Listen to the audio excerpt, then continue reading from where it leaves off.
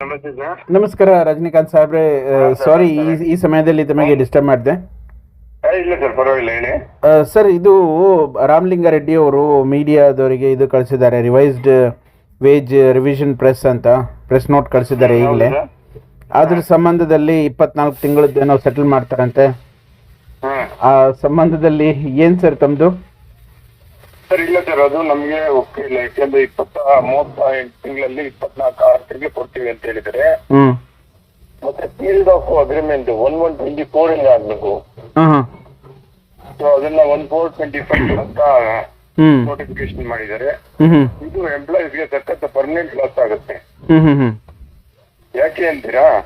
ಅವ್ರ life time ಇದು period of agreement ಏನಿದೆ ಅದು ಎಕ್ಸಾಕ್ಟ್ 4 years ಅಂತ ಆಗ್ಬೇಕು. ಈಗಾಗಲೇ 24 ತಿಂಗಳು ತಡ ಆಗಿದೆ. ಇದರಲ್ಲಿ ಇನ್ನೂ ಕೂಡ ಇವರು 1-4-25 ಮಾಡ್ತೀವಿ ಅಂತ ಅಂದ್ರೆ ಎಂಪ್ಲಾಯೀಸ್ಗೆ ಪರ್ಮನೆಂಟ್ ಲಾಸ್ ಆಗುತ್ತೆ.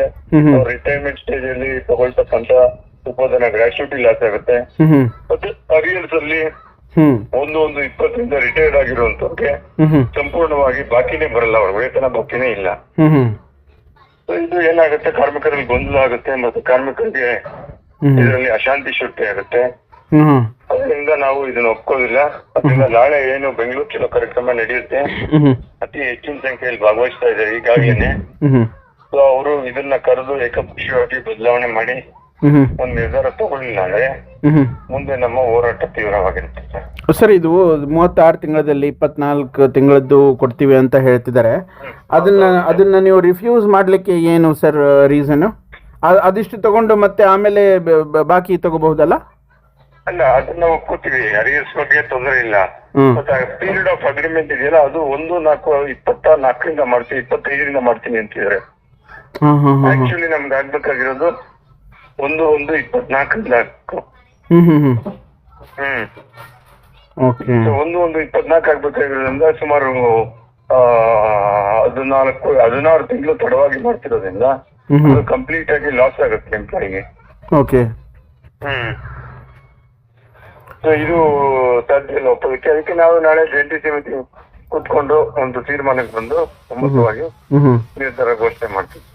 ಅಂದ್ರೆ ನಾಳೆ ನೀವು ಏನು ಸ್ಟ್ರೈಕಿಗೆ ಕಾಲ್ ಮಾಡಿದ್ರಿ, ಅದು ಆಸ್ ಈಸ್ ಇರುತ್ತೆ, ಅದರಲ್ಲಿ ಏನು ಬದಲಾವಣೆ ಇಲ್ಲ.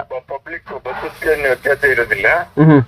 ಹೆಚ್ಚಿನ ಸಂಖ್ಯೆಯಲ್ಲಿ ಭಾಗವಹಿಸ್ತೀವಿ. ನಾವು ಮುಂದಿನ ಹೋರಾಟನ ನಿರ್ಧಾರ ಯಾವತ್ತು ಸ್ಟ್ರೈಕ್ ಮಾಡ್ತೀವಿ ಅನ್ನೋ ನಿರ್ಧಾರನ ಮುಂದೆ ತಿಳಿಸ್ತೀವಿ ನಿಮಗೆ.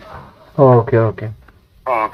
ಅಂದ್ರೆ ಇದಕ್ಕೆ ನಿಮಗೆ ಒಪ್ಪಿಗೆ ಇಲ್ಲ, ಸೊ ನೀವು ಈ ಸ್ಟ್ರೈಕ್ ಅನ್ನ ಆಸ್ ಯೂಶುವಲ್ ಶೆಡ್ಯೂಲ್ ಮಾಡಿದ ಹಾಗೆ ಮಾಡ್ತಿದ್ದೀರಾ? ಮಾಡ್ತೀವಿ. ಮುಂದಿನ ಹೋರಾಟ ನಾಳೆ ಬೆಂಗಳೂರು ಚಲೋ ಕಾರ್ಯಕ್ರಮ ಇರುತ್ತೆ. ಬಸ್ಗೆ ಏನು ವ್ಯತ್ಯಾಸ ಇರೋದಿಲ್ಲ. ಆದ್ರೆ ನಾವು ಸಂಜೆ ಪ್ರೆಸ್ ಮೀಟ್ ಮಾಡಿ ಮುಂದಿನ ಹೋರಾಟ ಯಾವತ್ತು ಮುಷ್ಕರ ಮಾಡ್ತೀವಿ ಅನ್ನೋ ನಿರ್ಧಾರ ಘೋಷಣೆ ಮಾಡ್ತೀವಿ. Okay okay okay. ತುಂಬಾ ಥ್ಯಾಂಕ್ಸ್ ರಜನಿಕಾಂತ್ ಸಾಹೇಬ್ರೆ. ತುಂಬಾ ಥ್ಯಾಂಕ್ಸ್ ಸರ್. Thank you.